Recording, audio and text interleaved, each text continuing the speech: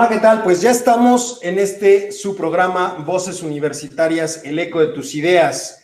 En esta ocasión contamos con la participación del doctor Juan Araque, que no nos había acompañado ya en algún tiempo. Juan, ¿cómo estás? Buenas tardes. Bien, bien. Espero que no me despidan por las dos faltas. Son dos faltas nada más. Sí, pero ya ibas por la tercera, ¿no? No. Ibas por la tercera. Además, no era cuestión de voluntad, era cuestión técnica. Totalmente de acuerdo, pero bueno, vamos a empezar con nuestro programa, ¿de acuerdo? Sí. Perdón, es que estoy aquí tratando de cuadrar esto de las redes sociales. Estamos en vivo a través de Twitter y también estamos en vivo a través de Facebook. Entonces, ahí nos pueden seguir y pueden ver también el programa en vivo en un momento dado. Pero bueno, vamos a empezar. Oye, espérame tantito. Dime. O sea, ¿le puedo decir a María Luisa que se ponga en Facebook? Sí, claro, No. Si nos buscan en Facebook, nos pueden encontrar como Voces Universitarias, programa de radio Voces Universitarias, y también nos pueden encontrar en Twitter como @VocesUP. Y ya nos llegó también en este momento Vero. Vero, ¿cómo estás? Buenas tardes. Hola, ¿qué tal? Buenas tardes. Pues aquí sufriendo con el internet, 15 minutos para poderme conectar. Sí, está muy mal, está súper Muy saturado. lento. Súper saturado. Lento, súper saturado. Eso nos ha sucedido, yo creo que a todos. De hecho, Charlie ahorita está en una reunión, igual una videoconferencia, viendo algunos temas, pero algo que me llamó mucho la atención es que él me buscó en la mañana y me dijo que se le había caído la luz, el internet, todo. Yo creo que se le saturó ahora sí todo, ¿no? Y pues bueno, finalmente ya no pudo conectarse en la mañana que quería ver unas cosas con él, pero en un ratito más espero que se anexe con nosotros, ¿no? Pero bueno, ya estamos aquí, les agradezco. Vero, Juan estaba muy preocupado porque decía que posiblemente lo íbamos ya a liquidar porque ya sería su tercera falta, ya es despido. Uy, no, ya justificado. Y luego iba a ser mi cuarta liquidación, valga la cuarta transformación. Pero bueno, finalmente se logró conectar. Oigan, pues muchos temas esta semana, ¿no? Muchos temas y cuestiones ahí interesantes que me gustaría que platiquemos el día de hoy. La primera cuestión que me gustaría que platicáramos es justamente lo relacionado con, pensando del martes pasado al día de hoy, algo que llamó mucho la atención fue el famoso decálogo que dio el presidente, me parece que fue el día miércoles o el jueves, donde dio a conocer 10 puntos relacionados justamente con el apoyo a la economía, supuestamente su decálogo. ¿Por qué no? Digo, si Moisés nos dio el decálogo del Señor, ¿verdad? Porque el Mesías de la 4T no iba a dar su propio decálogo, ¿no? ¿Cómo vieron estos puntos en un momento dado? Pues según yo es igual al anuncio que ya había hecho, ¿no? De cómo iba a enfrentar la situación, así como que cambiaba mucho, pues no, eran anuncios que él ya había hecho, lo que habíamos dicho, lo mismo de siempre. Él está anunciando como estas nuevas medidas, cosas que ya las tenía pensadas, ¿no? O sea, que ya estaban formuladas para sus actividades de gobierno. ¿Cuál se te quedó más, Vero? ¿Cuál se te quedó más, Vero? No, pues es que todas son iguales, o sea, digo, lo que habíamos platicado la otra vez, esta parte de eximir a los funcionarios públicos de recibir un aguinaldo, esa me parece catastrófica, más que la de bajarles el sueldo, ¿eh? No, porque es una prestación de ley.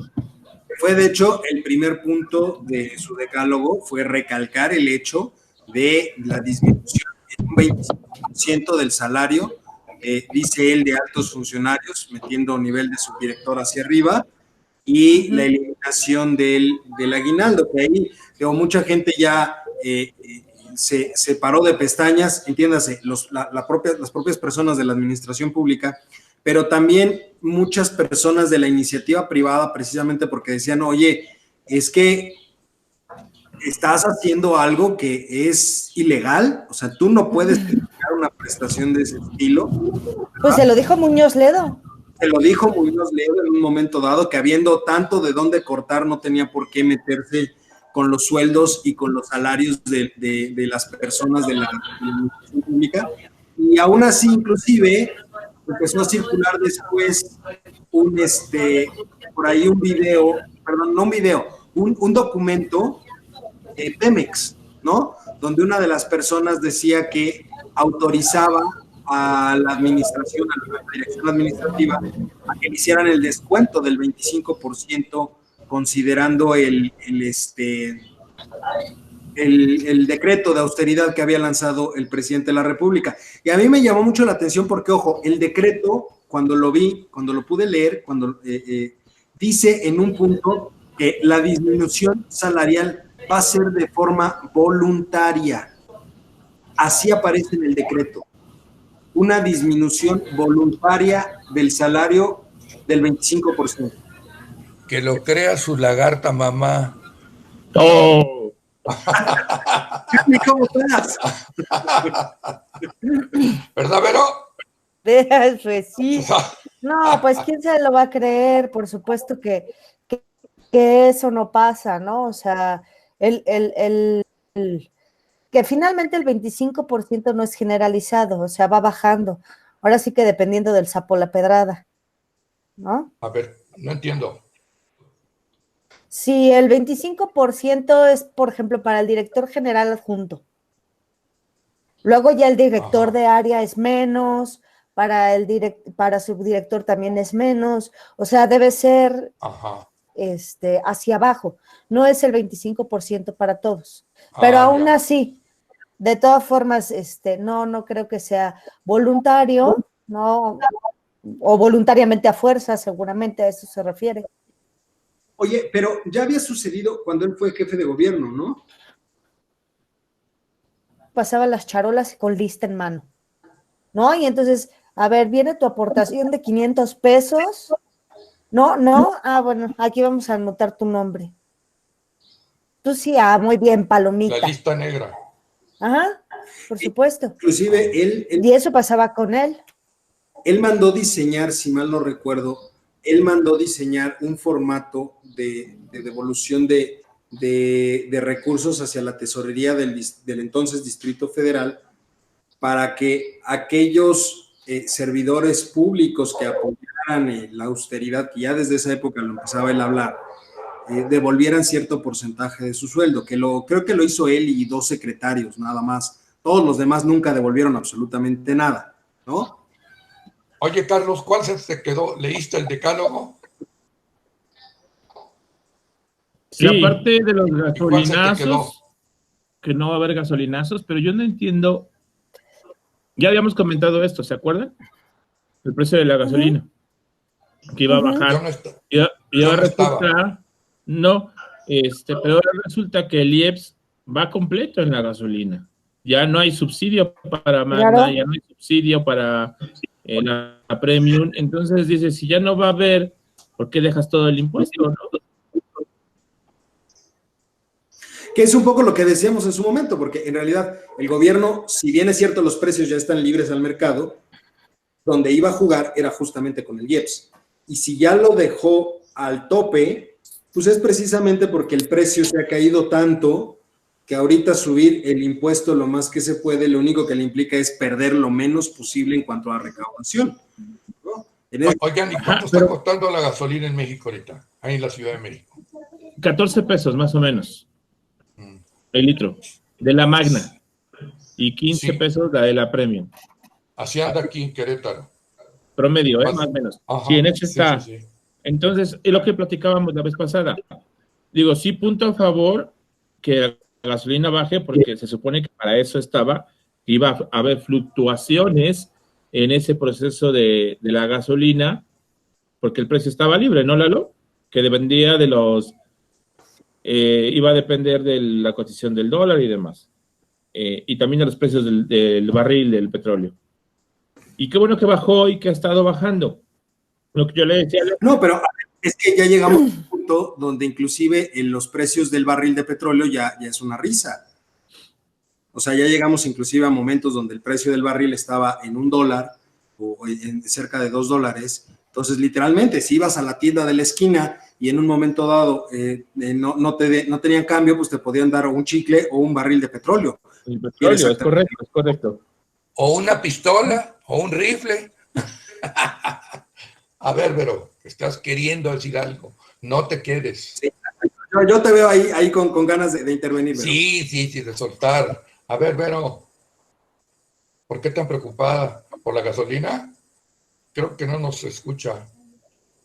¿Nos estás escuchando, Vero? Creo que estamos perdiendo un poquito a Vero, pero bueno, en lo que regresa, en realidad, digamos, esos son dos puntos importantes del decálogo que él lanzó en su momento, que era justamente lo relacionado con, como bien dices tú, Charlie, la parte de no habrá aumentos de la gasolina, y por el otro lado era lo relacionado con los salarios, ¿no? Que mencionaba Vero en un principio. Ya tenemos ahí, ¿ya estás de vuelta, Vero? No, sí, aquí estoy. Ya, muy bien. Ahora sí, tenemos ahí ganas de echarnos pleito. Ándale, Vero, lánzate. ¿Cómo?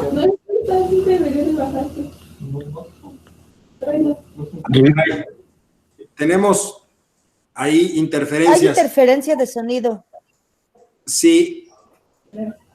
Sí te escuchamos, ¿eh? Yo sí te escucho. A ver. A ver, otra vez, ¿qué? Te vimos ahí con ganas de comentar algo, Vero, respecto a las gasolinas. No, pues es que o sea, ya habíamos platicado de eso, es el procedimiento normal. Él está perdiendo a lo mejor en la importación de la gasolina, la está comprando con $1 muy elevado y está vendiéndola por un precio de barril muy, muy bajo. Entonces le está perdiendo un poco a la gasolina, pero está compensando con el IEPS. O sea, no puede aparejarlo. O sea, no puede bajar el IEPS ahorita, menos ahorita que nunca. Que no tiene relación alguna. ¿No tiene relación, Vero? No, digo, no tiene recaudación alguna ahorita. O sea, se le están cayendo por otro lado los ingresos por recaudación. Lo único que tiene ahorita es mantener el IEPS al tope para tratar de perder lo menos, digámoslo de alguna forma, con respecto a lo que está sucediendo en el mercado. Porque tampoco ya no es negocio ahorita, no es negocio la extracción del petróleo. Ahora, hay una cosa, retazo. ¿Ustedes qué piensan del cambio de director de aduanas? ¿O no sabían? Acuérdense que es una cuestión fiscal. No, sabía, pero no tengo cómo. Pues mira, la verdad es que fue una situación, creo que cuando él mismo anunció que renunciaba y demás, dijo por ahí una cuestión que a mí se me hizo un poco clave, que es el hecho de decir que estaba renunciando porque había poco margen para administrar en un momento dado las aduanas. Yo personalmente eso lo podría leer desde la perspectiva de le estaban imponiendo ciertas cuestiones o ciertas cosas que dejaba de lado la posibilidad de que él pudiera generar nuevos proyectos de administración sobre las aduanas, que es un poco también lo que sucedió con Ursúa en un momento dado. Recordemos que con Ursúa, lo que sucedió fue que él mismo dijo que no había tanto espacio y había conflictos de intereses. Entonces, en ese sentido, yo creo que sucedió lo mismo con el director de las aduanas, ¿no? Y finalmente, pues tuvo que renunciar, como han estado renunciando algunos otros funcionarios, que a lo mejor no son de ese nivel y no se dan tanto a conocer, pero ya ha sucedido, gente que finalmente termina renunciando porque no hay un espacio de acción que les permita realizar su trabajo, ¿no? Mande usted, Carlos, adelante, ¿tú qué dices eso? Y atrás. Oigan, yo tenía algo que preguntarle a Lalo porque me pareció muy interesante la semana pasada. la emisión de bonos de deuda. Soltaron una cantidad impresionante de bonos y consiguieron muchísimo dinero, más de lo que esperaban o estimaban. Mi pregunta es, estimado economista, ¿puede explicarnos exactamente cuál es la jugada en esta situación?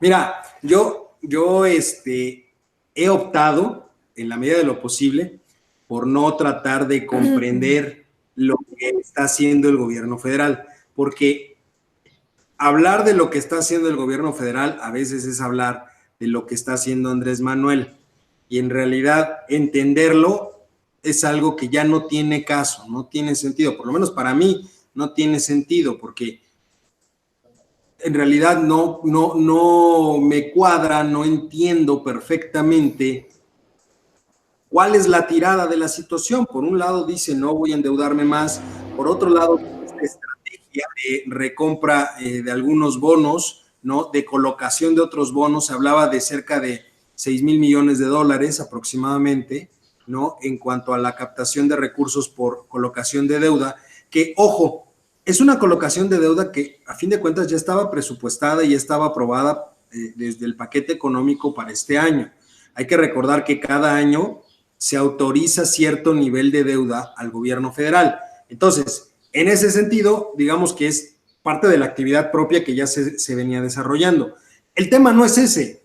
El tema no es que te endeudes, que creo que es la gran necedad del presidente en estos momentos. Es el hecho de decir, no me voy a endeudar, no me voy a endeudar. Ok, el tema no es que te endeudes, el tema es que me digas en qué vas a utilizar esos recursos. Ese es el gran tema. De nada sirve que te endeudes si vas a estar recibiendo dinero que después tenemos que estar pagando y lo vas a estar depositando en un barril sin fondo, como es Pemex, como son los programas, algunos programas sociales, como lo es la refinería de Dos Bocas, Santa Lucía o el Tren Maya. Ese es el gran tema. Entonces, en realidad, por un lado, estás cayendo en una coyuntura que se vuelve muy complicada. Sí está adquiriendo una deuda que ya estaba presupuestada, una deuda que ya estaba considerada en un momento dado dentro del presupuesto, pero cuya finalidad está siendo enfocada a los programas sociales.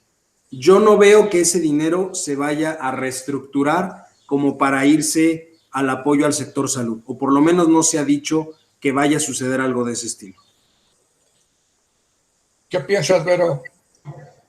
Estás muy pensativa. No, pues, ¿qué piensa usted? No, pues yo ahí sí me rajo. A ver. Yo creo que las señales que él da en materia económica son justamente de lo que se han quejado los inversionistas, son señales completamente contradictorias por las que ellos no saben por qué rumbo va el país en la parte económica. No tienen idea porque él dice una cosa, luego dice otra. Él mismo recompra su deuda, ¿no? O la revende, como la quieras decir. Entonces dice, ya no adquiero nueva deuda, pero finalmente está revendiendo su deuda, ¿no? O sea, ampliándola a un mayor plazo para que él no la tenga que pagar. Buena maestra. Eso. No, entonces lo que está haciendo es, yo lo veo así, sacando dinero de un bolsillo, poniéndolo en otro, o sea, le está dando vuelta ahí el dinero, pero en realidad no hay una situación específica, ¿no? Ajá. No, o sea, por ejemplo, en esta semana se dio lo del anuncio que había hecho el Consejo Coordinador Empresarial, Coparmex y todos los empresarios con el Banco Interamericano de Desarrollo. Y entonces él en un primer momento dice, bueno, o sea, no soy florero, no me gustan sus moditos, no sé por qué lo hicieron. Y que de hecho estaba... A nosotros nos vamos a consultar. Y al final del día, hoy termina diciendo, o sea, sí estoy de acuerdo que se comprometan a pagar los que tampoco está tan jalado de los pelos, que se comprometan a pagar ellos la deuda que están generando, que no vayan a poner, digamos así, de aval al gobierno, porque el gobierno no tiene por qué pagar lo que ellos están pidiendo. Que estoy de acuerdo, pero en eso, eso estoy totalmente de acuerdo. Efectivamente, si un privado pide deuda, pues tendrá que ser el privado en un momento en el que ponga todas las condiciones para el préstamo y para el pago finalmente de ese dinero, claro, sin perjudicar al gobierno federal. Estoy totalmente de acuerdo. Sin embargo, hay algo que me llamó mucho la atención y que le comentaba yo a Juan hace un rato, que hablábamos por teléfono. Le decía yo, me llamó mucho la atención que saca un tuit la Secretaría de Economía alabando justamente este proyecto entre el Consejo de Negocios Mexicano y el Banco Interamericano de Desarrollo. Contesta el mismo tuit Marcelo Ebrard diciendo que es un gran paso. Felicidades. Que es un gran felicidades. Y al otro día, inmediatamente al otro día en la mañana, sale el presidente en la mañanera a decir, pues no me gustan sus moditos y no estoy muy de acuerdo. Y además, en esa misma sesión, también le lanzó por ahí algunos, digamos, amenazas, si quieren verlo de alguna forma, al Banco Central, porque también se publicaron algunas acciones de política monetaria por parte del Banjico, en donde hablaban justamente de la inyección de capital al mercado. Entonces él les dijo que no usaran las reservas internacionales. Exactamente, que no las usaran porque no son de ellos, ni son del gobierno, son del pueblo. O sea, a ver, desde mi perspectiva técnica, yo te diría, lo único que está haciendo cuando dice ese tipo de cosas, uno es meterle más incertidumbre al mercado. Demostrar que no sabe. Demostrar que no tiene ni la más remota idea de lo que implica el manejo de la política monetaria en este país. Afortunadamente, el Banco Central se ha mantenido en una línea de esta es mi autonomía, estas son mis prerrogativas, estas son mis facultades y voy a actuar conforme a esas facultades. ¿De acuerdo? Pero deja mucho que desear del conocimiento que debería de tener él como jefe de Estado. Charlie. Yo casi no le entiendo mucho a la parte de la parte económica y el manejo de los dineros. Yo por eso más pregunto y escucho, porque así aprendo, Doc. ¿No? Bueno, pero hay que lanzarse al ruedo. Híjole, es bien difícil. En cuestión de dinero es muy difícil hablar, y más cuando no se tienen las bases suficientes. Yo por eso le preguntaba a Lalo lo de la inversión, bueno, la emisión de bonos, que se consiguió mucho dinero, y efectivamente coincido con Lalo y con la maestra. ¿Para qué quieren el dinero? Y qué padre, ¿no? Que puedo reinvertir mi dinero y que yo no voy a pagar ese dinero. Y eso es fundamental.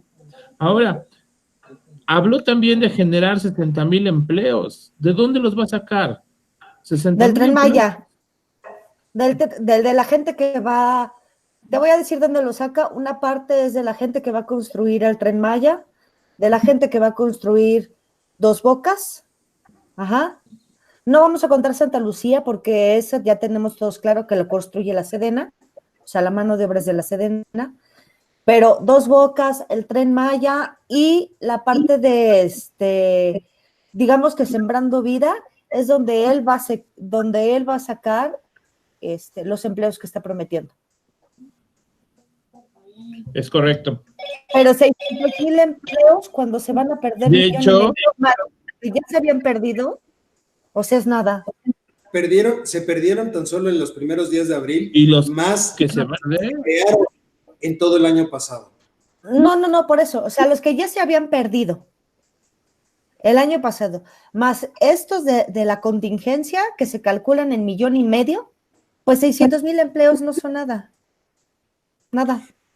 Y para todo el país. Dentro del decálogo.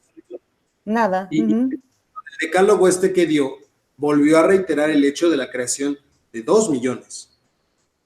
Sí. 2 millones de empleos. Sí, lo volvió a decir. Y él dijo que iba a crear 2 millones de empleos. ¿Y usted? Pues sí los va a crear, pero ¿en cuánto tiempo? ¿De aquí a que él se vaya? Sí, lo creo. De aquí a que él se vaya, ¿eh? Sí, claro. Lo creo porque además de todo, sus empleos son temporales. Sí. Por supuesto, son totalmente estacionarios. O sea, mientras dure la obra va a haber un empleo. Y lo va a querer. Y luego ya entonces creo otra obra y entonces otra vez y así. Y así creo los mismos empleos con 2 millones de empleos. Porque son temporales. Pero en todo el sexenio. Durante todo el sexenio, claro. No, Bueno, en todo el los sexenio. 8 meses que él está diciendo. No, en el ¿no? sexenio. Ajá. Oigan, otro punto que se me hizo muy interesante fue la no desaparición de 10 subsecretarías. ¿La desaparición no desaparición? La Ajá, no lo que pasa es que él dice que con la desaparición de las secretarías, él conservaría la gente. Digamos que lo que se va a desaparecer es como la estructura física, para que ya no se siga pagando arrendamiento de los inmuebles, los equipos que se estaban pagando, y entonces por eso colocar dentro de otros inmuebles a esas personas que estaban trabajando para las secretarías, para las subsecretarías, pero de eso se trata, o sea, de que él ahorre, o sea, bueno, de que se ahorre el gobierno el dinero o los alquileres, o las rentas de los inmuebles. O sea, en realidad lo puso en términos que fuera muy rimbombante, pero la realidad o lo que hay detrás es, no estoy haciendo nada. O sea, me estoy ahorrando desde la perspectiva de recursos materiales, ¿no? En cuanto a pago Sí. de rentas, equipos, etcétera, etcétera. Que de todas maneras es algo que ya había salido en el decreto de reducción o de austeridad republicana, donde se decía que se tenía que reducir al mínimo posible el gasto en recursos materiales. Por eso es lo que yo decía, Lalo, o sea, todo lo que él ha estado anunciando no es una política de contingencia para este tiempo. Es algo que él ya había anunciado como eje de su gobierno. Como quien dice, simplemente nos está mostrando Lo está trasladando a este momento, pero es algo que ya estaba. ¿No? ¿Cómo ves tú, Juan, en ese caso? En primer lugar, a ver, voy a hacer un comentario, a ver si estoy en lo correcto. Todo eso de lo que han hablado ustedes ahorita es gasto corriente, ¿sí? O nada más, porque gasto corriente abarca pues personal y todo lo demás que sirve para el personal y demás. ¿Estoy bien o estoy mal? Correcto. ¿Ok? Gasto corriente. Ahora, justamente ayer, no sé si ustedes se percataron, desde luego que también por ahí hubo un pequeño problema con el sector empresarial, ¿no? Porque hay algo, ¿no? O sea, unos están amachados en que no invierto y yo también. O sea, él quiere que el sector privado invierta y el sector privado dice, bueno, ¿y tú vas a invertir? Y ahí se quedó y se hizo un galimatías de la fregada. Ellos no quieren invertir mientras no haya financiamiento público, que no haya algo que produzca el gobierno en un momento dado ingresos más adelante, sino a corto plazo, a mediano plazo, etcétera, etcétera, ¿no? Yo creo que le estoy esperando tener ya listo el aeropuerto de la Ciudad de México, entiéndase el Felipe Ángeles, donde pueda tener más ingresos. No sé, se me ocurre como una perogrullada posiblemente. ¿Cómo ves, Carlos? No lo sé, Doc. La verdad no le veo cuál va a ser la estrategia para poder llevar a cabo todo lo que está diciendo. Yo creo que a un año de su gobierno yo sigo perdido. Había empezado muy bien. Y hoy, con todo esto que nos está sucediendo, con todo lo que está pasando en el país, es un reto duro estar encerrado, ¿eh? Es un reto duro que la gente se quede sin trabajo, es un reto muy duro que se paguen las actividades del país. 10 puntos de esta manera totalmente abiertos no nos genera certidumbre. Que finalmente son 10 puntos que, como dice Vero, ya se habían dicho, o sea, simplemente los está disfrazando de acuerdo a la circunstancia, pero es algo que ya había planteado él, es algo que ya había planteado él y es algo que ya en su momento se había dado a conocer. Entonces, de su informe a estos 10 puntos, yo no veo ningún cambio. Es que vuelve lo mismo, ¿no? No, ninguno. No, cambio hubiera sido, es que yo creo que el Andrés Manuel del Distrito Federal, hubiera hecho un seguro de desempleo para todos los informales. Y si ya vas a hablar de una política social y populista, esa me parece muy buena. O sea, un seguro de desempleo para todos los informales, donde les estés pagando por lo que dure la cuarentena, ¿no? Por lo que dure el confinamiento, unos 4,000 pesos mensuales. Maestra, con y tal pero de que se también, queden en sus casas. medidas populistas, pero tampoco le está pegando o le está ayudando mucho al sector económico, al sector No, por eso digo, o sea, es que el Andrés Manuel de antes, el Andrés Manuel jefe de gobierno, me parece que hubiera actuado de otra manera. Para empezar, porque él no estaba tan peleado con los empresarios como lo está ahorita. Ahorita de plano no da pie con bola. Y ahorita que él además salió con que también quiere moverlo de los afores, porque había una iniciativa de un diputado de Morena o del PT, ya no me acuerdo quién, que quería que su iniciativa versaba en que se cambiaran las afores de bancos comerciales al Banco del Bienestar. Que es un demolial de dinero. Y entonces que se cambiara, que para proteger las afores y que no sé qué. Y entonces le preguntaron a él qué opinaba de eso, y él dijo que sí, que había que repensarse eso. Y si él hace eso, va a ser el acabose con la iniciativa privada. Porque va a tener mucho dinero para él y para sus proyectos. No, nada más ahí, ojo, porque creo que también ahí a veces nos llegamos a confundir mucho. Cuando estamos hablando de la Afore, hay que entender que una parte, en realidad, porque ahí lo que muchos empezaron a decir es que efectivamente él lo que quiere es quedarse con todo el dinero de las Afores. Pero hay que entender algo, ni siquiera el trabajador al final de su vida productiva se queda con todo el dinero. Con todo. O sea, se lo queda el banco. Una parte se la queda el banco, una parte, porque también hay que entender cómo se conforma esa Afore. Las personas ahorita, una persona que ahorre básicamente lo que el patrón y él aportan a la Afore, es una persona que el día que se retire, si bien le va a tener una mensualidad de entre 1,500 y 2,000 pesos, porque lo que aporta el patrón es inclusive mucho más grande que lo que aporta el trabajador. Y hay una pequeña aportación del gobierno federal. Entonces, ya cuando juntas todo eso, en realidad el tema está en que si se lo quitas a la iniciativa privada, a los bancos comerciales, efectivamente va a haber una ruptura muy grande, porque ahí es donde ellos tienen una ganancia importante del manejo de las Afores, porque ni siquiera el trabajador, ojo, ve la totalidad de su dinero o la totalidad de ese ahorro cuando se retira. ¿Por qué? Porque lo único que ve el trabajador en realidad es efectivamente lo que él aportó a lo largo de su vida, que es nada, prácticamente nada del total. El trabajador me parece que está aportando ahorita el 2.5 o el 1.5%, el patrón el 5 punto y cacho, y hay un porcentaje específico que te da el gobierno federal.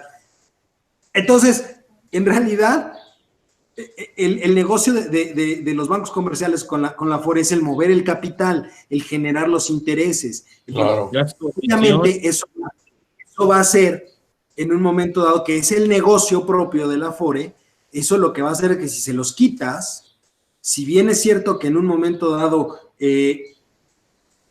va a haber un esquema distinto, ojo, ni se van a mejorar las pensiones, porque, repito, el trabajador nunca ve el 100% Nada. de eso. No tiene nada que ver. No tiene nada que ver esa parte.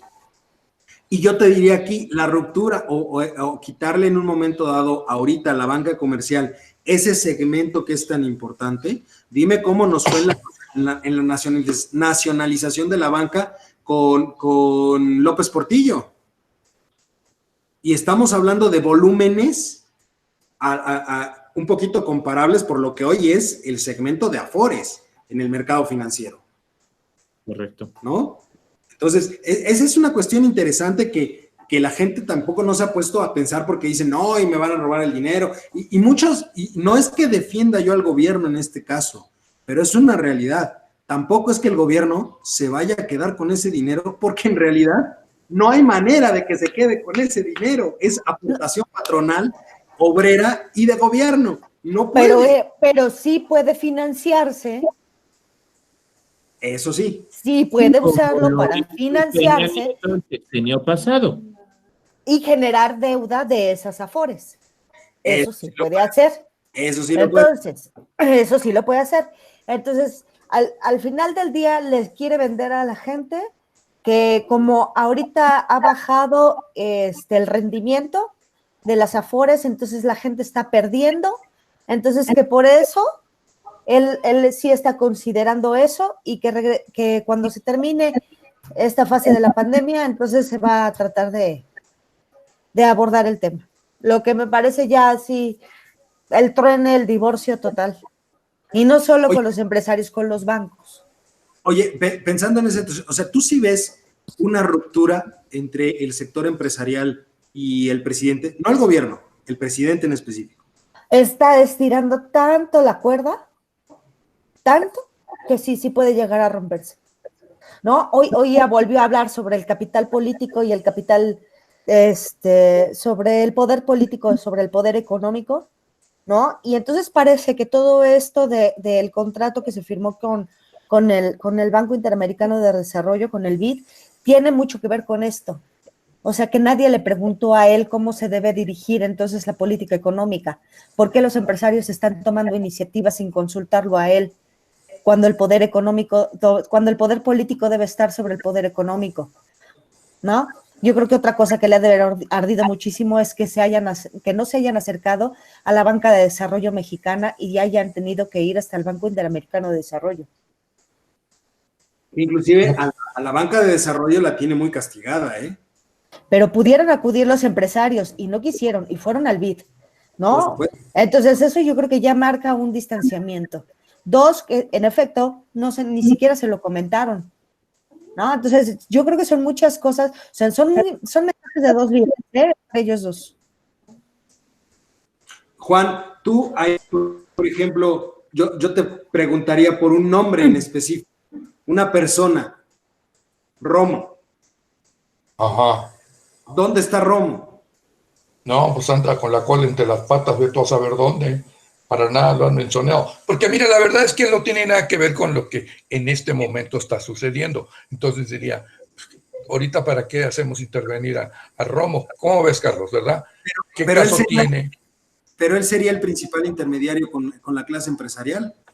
Ahí sí estoy de acuerdo. Esa era la idea de ponerlo como jefe de la oficina de la presidencia.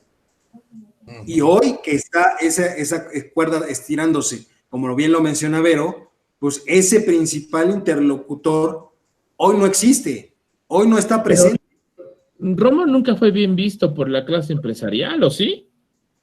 Sí, al principio, hasta que él decidió cancelar el aeropuerto. Entonces perdió la credibilidad, yo creo que en un 70%. Y más o menos se los estaba granjeando para decir, no, miren, es que así. Porque él les había dicho, no lo va a cancelar. No lo va a cancelar, de verdad, no lo va a cancelar. Oye, pero es que está diciendo, no lo va a cancelar, mano. Aguanta, yo voy a hablar con él, ahorita le endulce el oído, vas a ver que no lo va a cancelar. Y tómala, que la cancela. Entonces le dicen, oye, ¿cómo? ¿Tú me dijiste que no lo iba a cancelar? Y lo mismo sucedió con las rondas petroleras, ¿eh? Recordemos que Romo empezó a decir, no, tranquilos, miren, vamos a sacar las rondas petroleras, vamos a hacer esto, va a haber participación y demás, y a la mera hora, por instrucciones de ya saben quién, lo único que se dijo fue, pues no va a haber rondas petroleras, y si hay, van a ser chiquitas, aunque no sabemos de cuánto. Entonces, ahorita el sector empresarial no tiene ese puente de comunicación que se pensó iba a ser Romo en su momento, y que en otros sexenios ha habido otras personas, ¿no? Pero no hay ese puente de comunicación ahorita entre el presidente, deja todo el gobierno federal, el presidente y el sector empresarial. A pesar de que se los lleve a desayunar churros y a tomar chocolate allá a Palacio, a los más grandes, a los empresarios más grandes, ellos no representan del sector empresarial, no representan más que el 30 o 25-30% de los empleos que se dan en este país. El otro 70-75% son micro, pequeñas y medianas empresas que hoy son las que están más a disgusto con las políticas económicas del gobierno. O sea que esto es un desmadre. Es correcto. Pues sí, dicen que como hay un dicho ahí que dice de dos lenas no se pican o no se muerden, ¿no? Pero yo como soy fifí, punto, le voy al sector empresarial. Son buenas algunas cosas en cuanto a la de bienestar y todo ese rollo, pero yo siempre he dicho, bueno, ¿y de dónde carajo saca tanto dinero este? Esa es mi gran duda. ¿De dónde lo saca? Y bueno, el problema es que no lo está sacando. El problema es que nada más lo promete, pero no lo está sacando. Por eso, no tiene...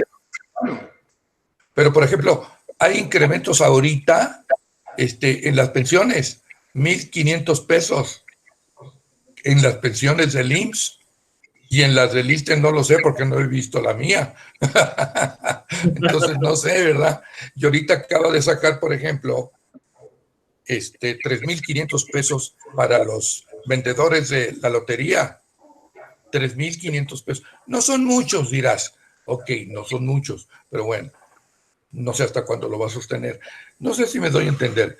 Es que sacar, digamos, es que quitar suprimir sus secretarías, no hacer cosas que tiene que hacer, como es la inversión pública, ya lo comentaba yo con Eduardo, ¿no?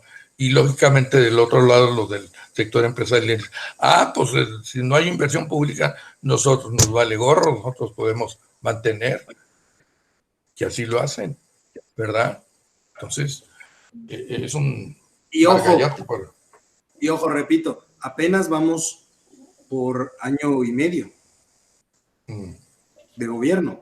O sea, creo que es una situación en donde debemos de considerar que lo interesante no es ahorita, lo interesante es cuando acabe la cuarentena y se hable ya de la reactivación propia de la actividad económica.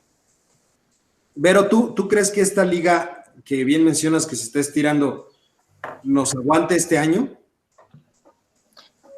Yo creo que a tirones y jalones, o sea, a nadie le conviene que se rompa, a nadie. Y yo creo que tirones y jalones tal vez resista este año, pero de que ya está muy resentida, ya estamos resentidos. Maestra, ¿qué sería lo conveniente para el gobierno para volver a enamorar ese grupo empresarial y que las cosas mejoren? ¿Cuáles serían los pasos a seguir? 1, cambiar de presidente. 2, Oye, Carlos, y lo dijo muy en serio, ¿eh? Fíjate, muy bien. Y la maestra era una de las que en un principio, al igual que yo, teníamos en gran estima a esta persona y que pensábamos que este país iba a crecer, a mejorar, a ser grande como es, ¿no? Verónica, ¿tenía esa idea? ¿Es cierto, Vero? Sí. Pues es que yo siempre he sido como mucho más objetiva, ¿no? ¿No les parece?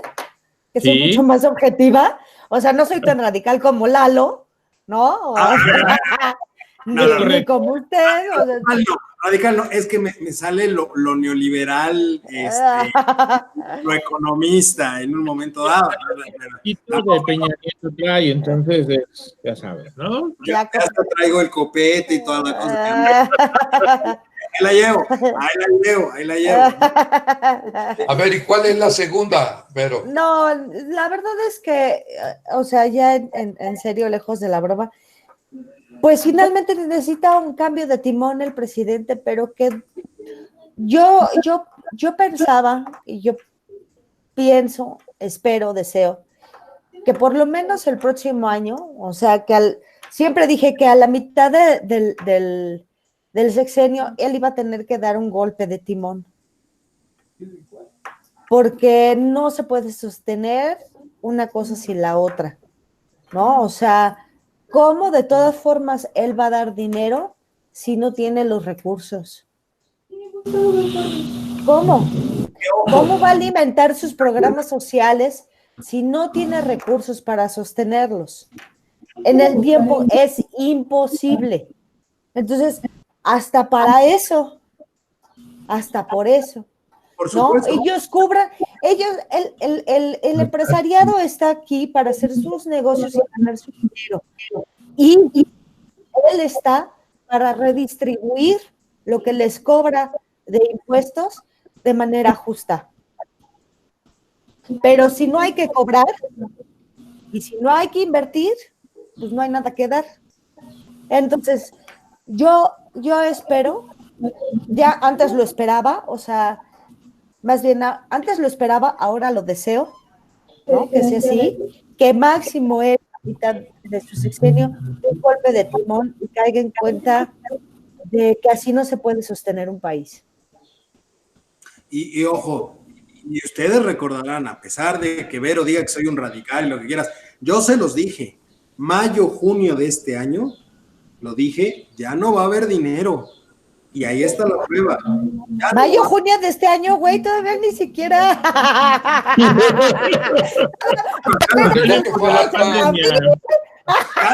Me salieron los ojos. Perdón.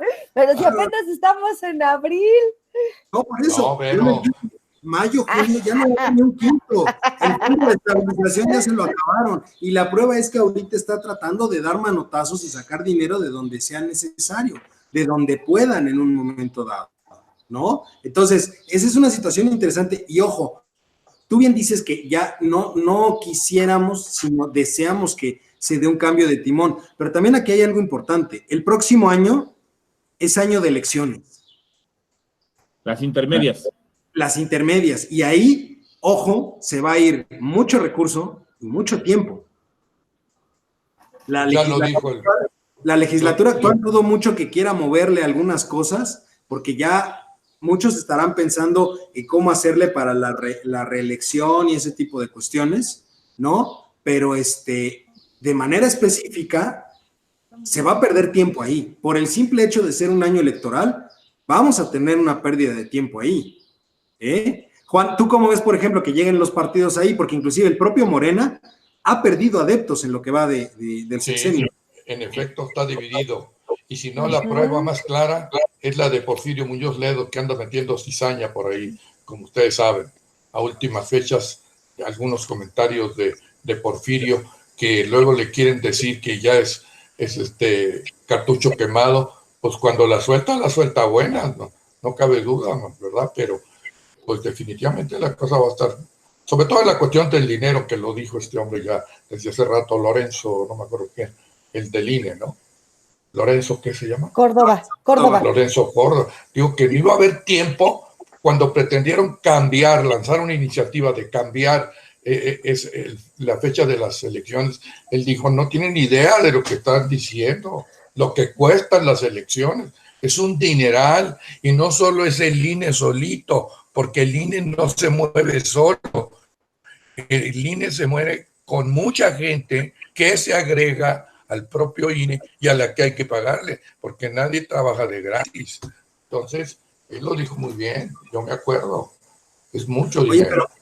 Pero ¿cómo ves que llegue Morena a esas elecciones? Porque vamos a estar saliendo, o sea, el proceso electoral empieza propiamente, si mal no recuerdo, Vero, corrígeme, en septiembre, octubre. Empieza el periodo electoral, o el año electoral, digámoslo de alguna forma, ¿no? Entonces, ya es cuando empiezan a ver posibles candidaturas, a quién van a lanzar, se van a renovar también algunas gubernaturas, no solamente el Congreso, la Cámara de Diputados, sino que también se renuevan legislaturas locales, se renuevan algunas gubernaturas. Entonces, bien que mal va a ser una situación en donde hay que juntarlo con la cuestión económica, que a fin de cuentas lo que requiere o lo que va a requerir en un momento dado es pues tiempo, ¿no? Y decisiones que desgraciadamente en un periodo electoral se van a perder, ¿eh? Pues sí, pero... Pues sí. Yo lo que creo es que él finalmente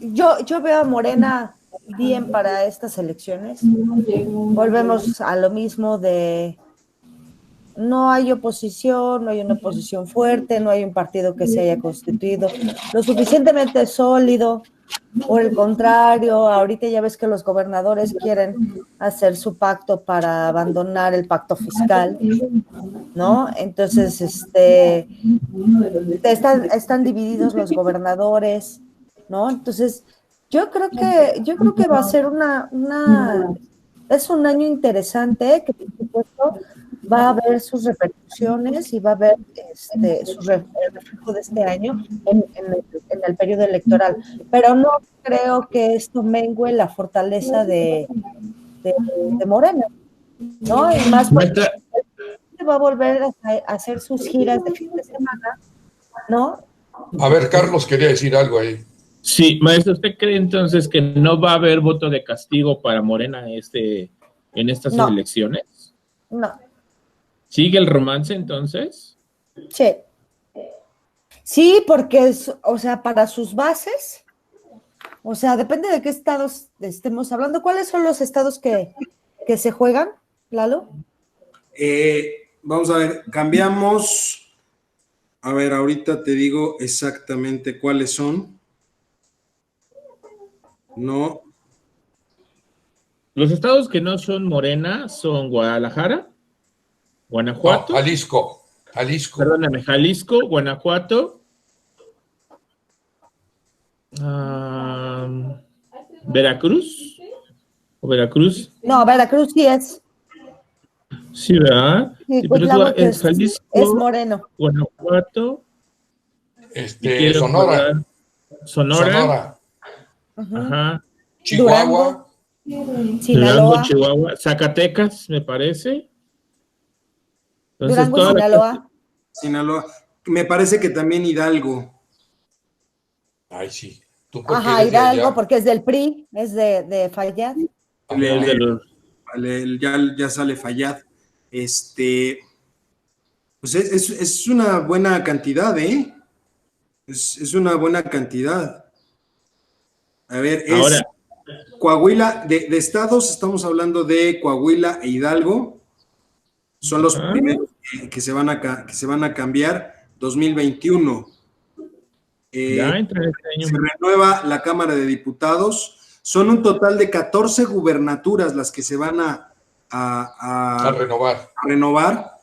14 gobernadores, 28 legislaturas locales, 1,880 municipales. Entonces, tenemos elecciones el próximo año en 29 entidades federativas. 29 de las 32 tienen elecciones. Entonces, no es cualquier cosa, ¿eh? No, son grandes. Interesante, es una elección. Anteriormente decías la intermedia viendo únicamente al Congreso, pero después de las modificaciones de calendarios, en realidad lo que queda es una elección intermedia muy fuerte, ¿eh? 14 gubernaturas, la Cámara de Diputados, ¿no? 28 legislaturas locales y 1,880 presidencias municipales. O sea, en realidad es una carga importante. Fuerte, sí, es una carga muy fuerte. ¿No? Y ahí habría que ver justamente cómo queda parado Morena, que como bien dices tú, pero yo tampoco creo que se vea afectado. A lo mejor no va a arrasar como hace año y medio, como cuando ganó Andrés Manuel López Obrador, pero sí creo que va a mantener una mayoría significativa. Por lo menos en la Cámara de Diputados. De esos 14 estados, Lalito, ¿sabes cuántos son de Morena ahorita? Déjame checarlo. Porque para determinar si se va a quedar con la misma cantidad o va a incrementar esa cantidad de estados gobernados por Morena. Ahorita nos va a dar Eduardo Vero. Vamos a ver, de acuerdo a esto, de acuerdo a lo que tengo aquí,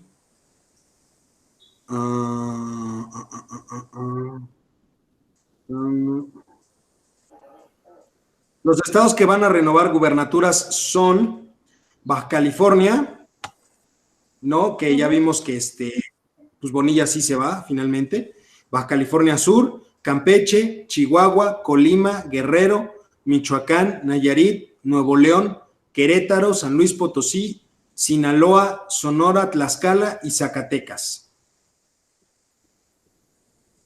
Pues igual y la mitad. Son. Michoacán, yo creo que sí se vuelve Morena, digo, después de Aureoles. Sí, yo creo que es Morena. Michoacán a ver, es si Morena.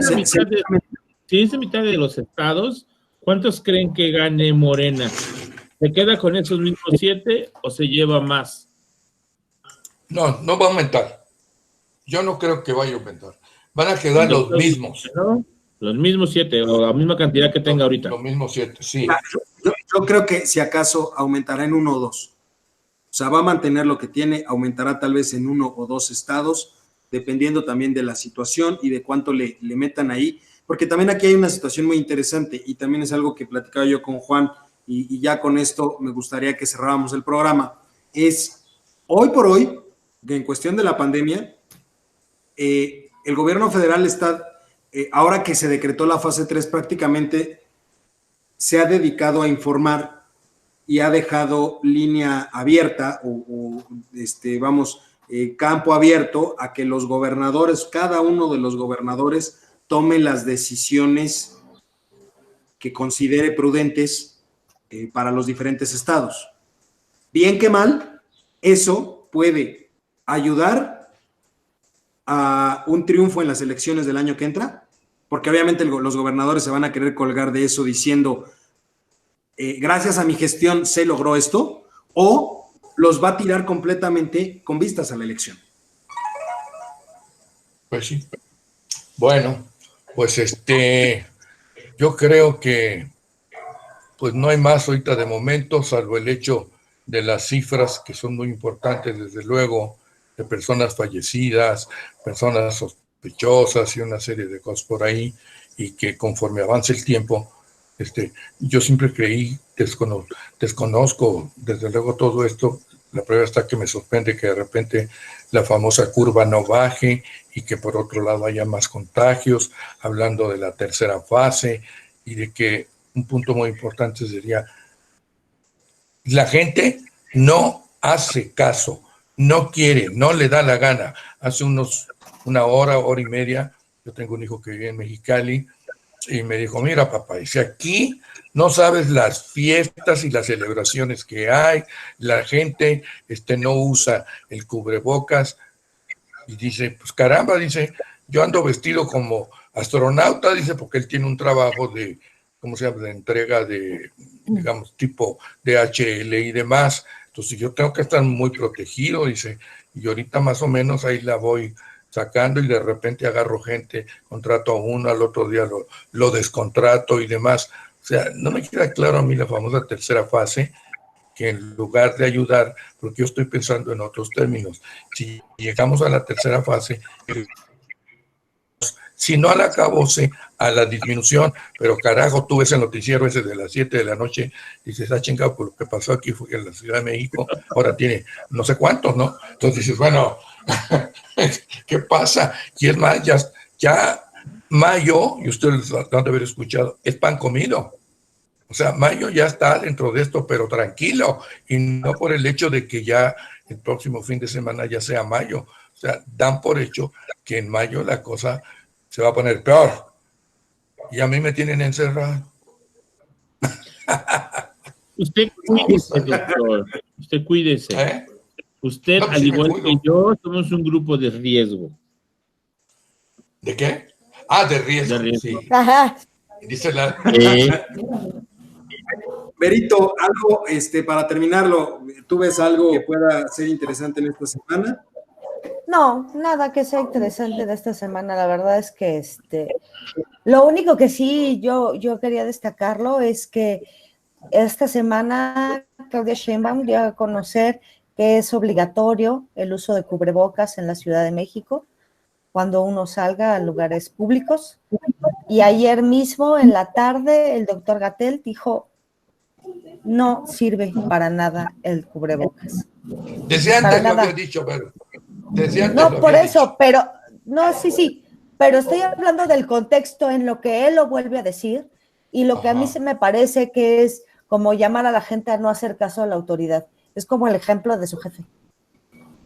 ¿no? Sí, Me o sea, parece pésimo que él hubiera salido a decir después de lo que dice Claudia Sheinbaum.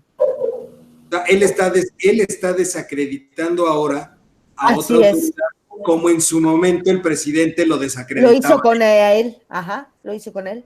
Justamente él se le aplicó a Sheinbaum. Y a mí eso me parece súper mal, porque entonces la gente entra en un estado de confusión brutal.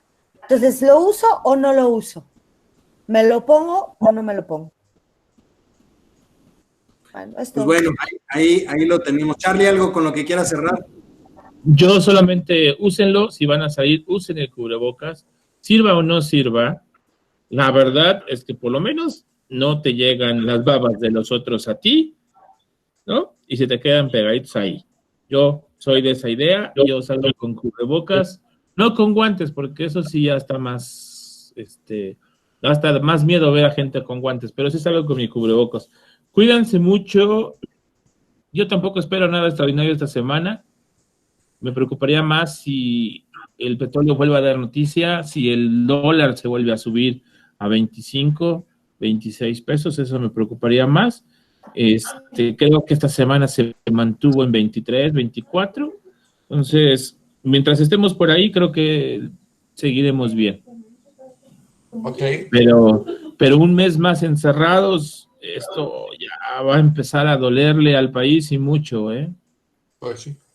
Pues sí, pero bueno, Juan, muchísimas gracias. Charlie, muchísimas gracias. Gracias, Nalo. Muchísimas gracias como cada semana. Y pues sobre todo muchas gracias a usted, mi querido público culto y conocedor, que nos siguieron en esta ocasión a través de Twitter, a través de Facebook en vivo. En estos días resubiremos, el audio y el video de esta emisión.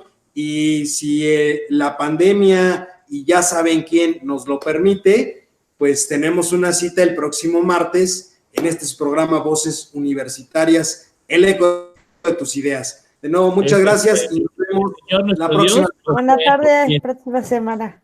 Hasta luego, igualmente. Bye. Cuídense, chicos.